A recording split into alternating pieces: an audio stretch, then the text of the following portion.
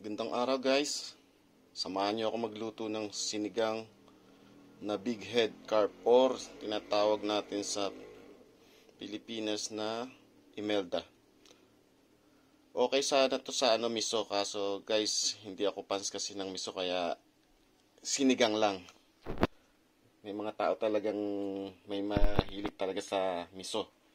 So pwede rin naman kung gusto niyo may miso, i-add niyo lang naman.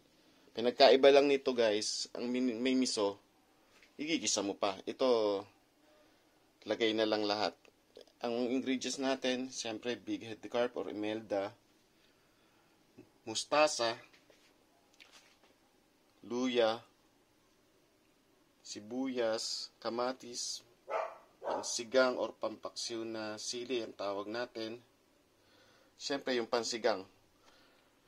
Ang nakabili ko kasi may gabi kaya okay na rin yan guys. Huwag nyo nang pansinin yung pagiging gabi niya. So, kung gusto nyo may miso, yan, i-add nyo lang dyan miso. Tapos igigisa nyo. So, since hindi naman to minisuhan, so, pasigang ang gagawin natin. Pakukulan lang natin ng maigi yung luya, sibuyas at kamatis. Okay guys, lagay na natin. Yan guys, kumukulo na yung ating tubig. So, lagyan na natin yung yung luya, yung kamatis, at sibuyas. Okay. Tayin lang natin yung lumambot. Tapos, liligisin natin mamaya para mas maging malasa.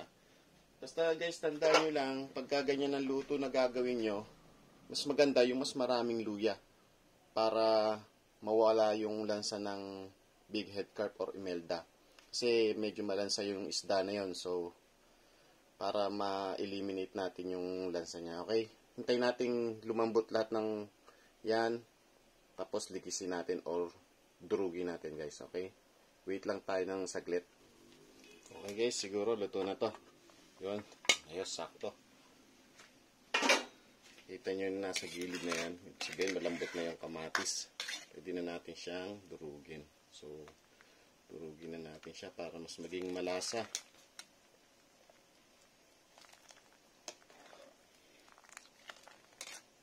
Simple lang to guys, sinigang na imelda.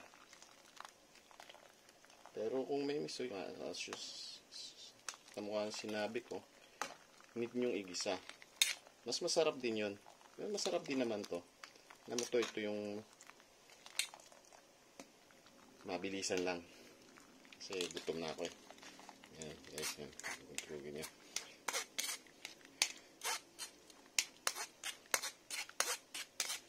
Yung imelda nga pala guys, para lang sa kaalaman ng hindi pa nakakaalam. Ang sabi, nung bata pa ako, hindi daw talaga local sa Pilipinas yung imelda. Something like China, something Southeast ganun. Pero, hindi Southeast, East Asia. Siguro China nga yun. Doon daw local yung imelda. Tapos, kaya siya naging imelda nung nagkaroon ng meeting or nagpunta dun si Imelda Marcos, something like that, hindi ako sure, sabi-sabi lang nung matatanda. Inintroduce daw niya dito sa atin yan. So, immediately, naging Imelda yung tawag sa kanya. Pero guys, dati yon, ngayon, napapagkamalan na siya na ang sabi nung iba, wala kamukha niyan, experience ko, ang sabi nung iba, pag tinatanong ko, maya-maya daw. So, sa nakakaalam, syempre, sa hindi nakakaalam, syempre, maniniwala na maya-maya, di ba? So, huwag kayong magkakaano nun, alamin yung difference ng maya-maya sa imelda. So, ang maya-maya, mahal. Imelda, mura lang. Parang ganun. Is pinakamabilis. Tsaka, iba talaga yung laman niya. So, parehas lang silang malaman. Pero hindi huwag kayong ma-confuse doon at huwag kayong magpapaloko. Kasi pagka bumili kayo sa ibang at napansin nila na hindi nyo alam kung ano binibili nyo, sabihin nila maya-maya yung Imelda. So, maging aware kayo doon. Kamukha ng tilapia. Tilapia, merong counterpart yan. Yung tinatawag naman na Gloria. Yung Gloria, ano yun, mas maliit siya, tapos may spot siya sa baba. Parang ganun. Tapos iba-iba'y korte ng ulo. Pero, pag hindi nyo kilala, mapapagkamalon yung Gloria, yung Imelda. So, mas mura yung Gloria, syempre. Kesa sa totoong tilapia. Huwag kayong magpapa sa ganun. Minsan kasi marami rin nagtitinda, hindi sinasabi yung totoo eh. Okay guys? So, durog na. Lagay na natin yung ating Imelda or big head carp. Para maluto na siya.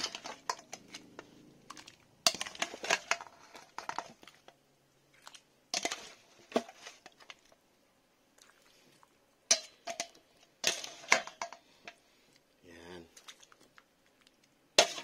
Mura lang ang big head carp, guys. Huwag kayong magpapaano. Okay, takpan muna natin guys para hintayin natin kumulo. Pag naluto siya, lalagay na natin yung ating sunod na ingredients. Okay guys, kumukulo na siya. Gusto na natin Okay guys, kumukulo na. Ayan, pwede na yan.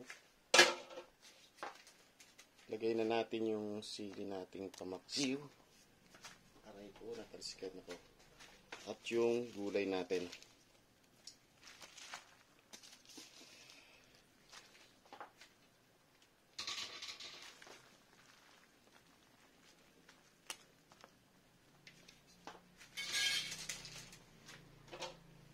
Simmer uli natin ng mga ilang minutes. Tsaka natin lagyan ng pampaasim guys. Lutuin muna natin yung gulay. Okay. Okay, check natin guys. Yan.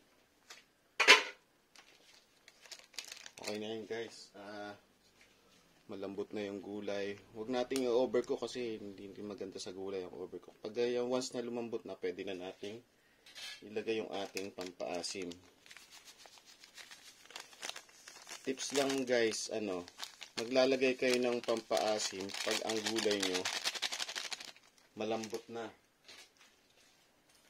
Kasi pag hindi, ewan ko kung kasi kumukunat yung gulay pagka nauna yung pampaasim based on my experience. Tsaka hindi ma-maintain yung kulay. Kamukha niyan, green na green pa siya. Pero kung mauuna yung pampaasim, mabilis na di-discolored yung kulay eh. Something ganun. Okay guys, pwede na yan. Kakain na tayo. Please like and subscribe na lang po. Happy eating. Ciao. Bye-bye.